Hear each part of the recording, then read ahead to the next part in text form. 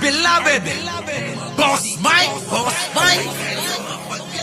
Cervera.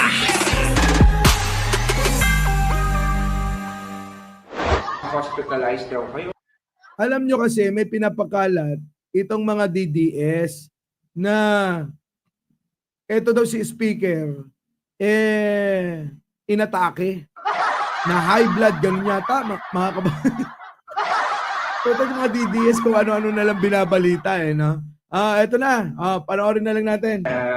Na-hospitalized daw kayo. May nagsasabi na stroke daw po kayo. Ay, sus, mag-ingat na tayo sa fake news.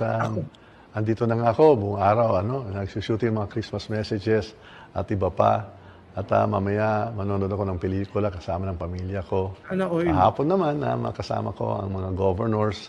Nag-dinner po kami. Speaker, kanina umaga sabi niyo may nakwento kayo na ang naalala niyo lang this morning, nakatulog kayo at nakapahinga kayo maghapon. Paki-share nga po. Ayun na nga kasi kagabi naman hindi naman ako napuyat.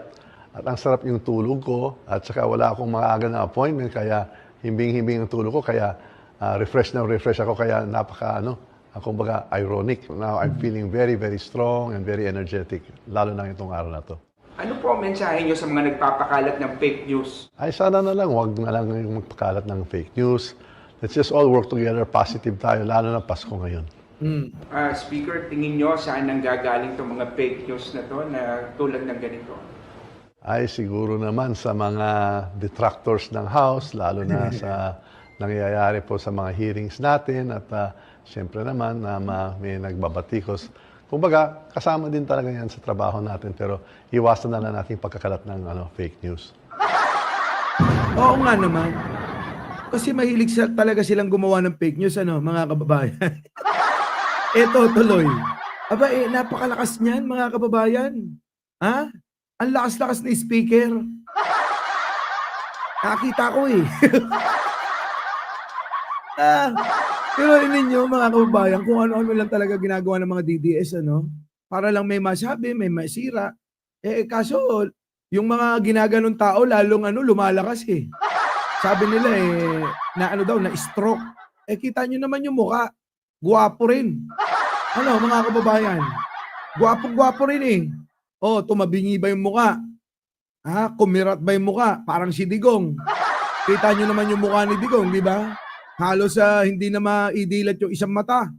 Ganun yung mga na-stroke, yung mga may napaparalyze sa parte ng katawan. Eto, tignan nyo naman, buong buo. Dali dito. Panoorin ulit natin.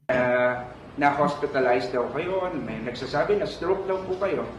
Ay, sus, mag-ingat na tayo sa fake news.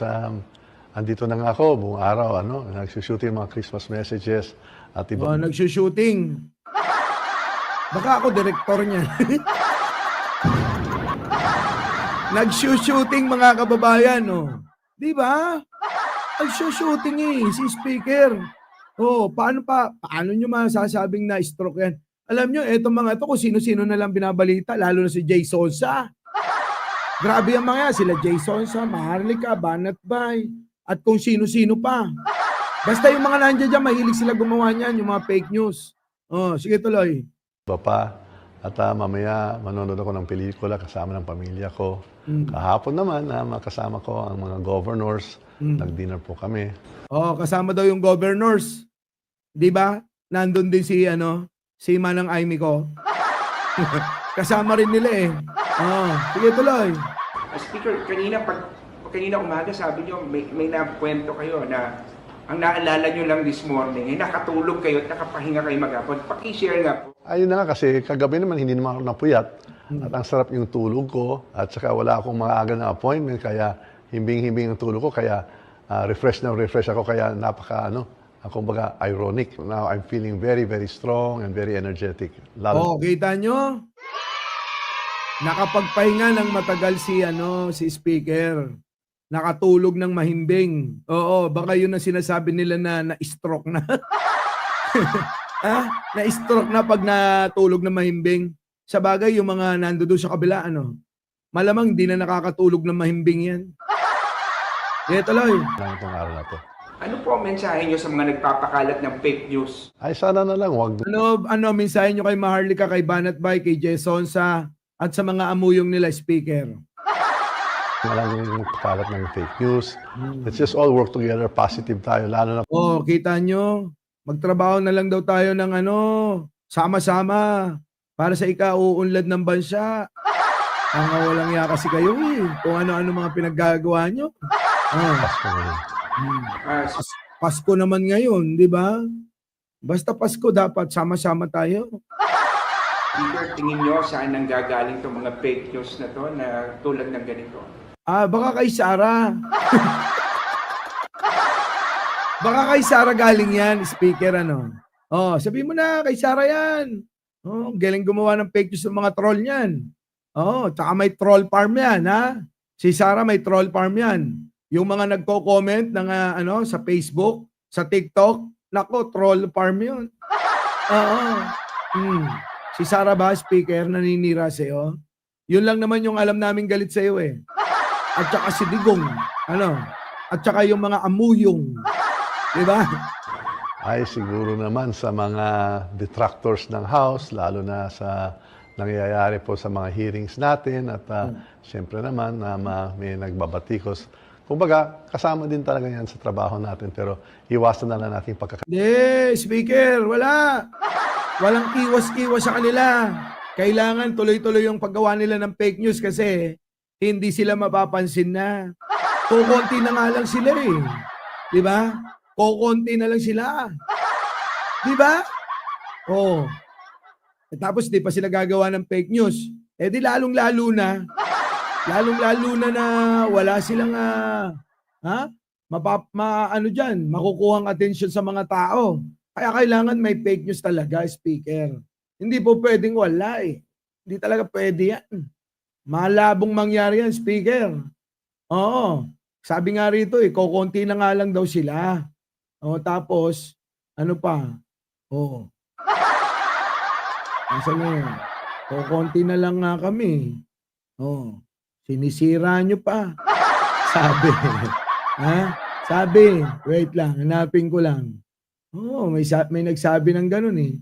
Kukunti na lang daw sila eh. Na nga lang yung kakampi ni Pangulong Duterte, sinisira pa nung iba. Sabi ko sa inyo eh.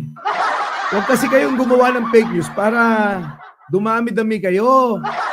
Ayan mga kababayan pakinggan ninyo. Aminado naman sila. Kakapranggot na lang. Tuloy. Kukunti na nga lang yung kakampi ni Pangulong Duterte, sinisira pa ng iba. Anak kayo ng lintik na pinagsama-sama dyan, oo. Kita nyo. Ito yung sinasabi ko sa inyo. Ikumpara nyo yung mukha nito. Siya mukha ni speaker, Kikita nyo ba yan? Yung mukha niya tabingi na. Yan yung totoo na-stroke. Walang iba. Ayan Kaya alam nyo matuto tayo. Ayan tignan nyo pagmumukha, Niliwanagan ko na yan. Lakihan ko para makita nyo. Yan. Kita nyo yung mukha. Bagsak na. Itong mga DDS na to. Ito, si Digong, sabihan nyo. Si Digong, na-stroke kahapon. At na-stroke na muli. Ngayon. At mai-stroke uli bukas. Araw-arawin yung balita ng ganyan. Tignan ninyo. Sobra. Makakaano yan, mga kababayan, makakakuha ng atensyon nyo. Di po ba? Kumpara nyo naman din eh. Kumpara nyo din eh. Dito, pasok. Ayan yung mukha ng na-stroke. At sa hindi. Sa hindi na-stroke. Di ba? Sino mukhang na-stroke? Eto. Eto. Yan, tingnan nyo naman ang pagmumukha. Kulang na lang sungay. Kulang na lang sungay. Kulang na lang kay Digong sungay eh. Ramdam mo.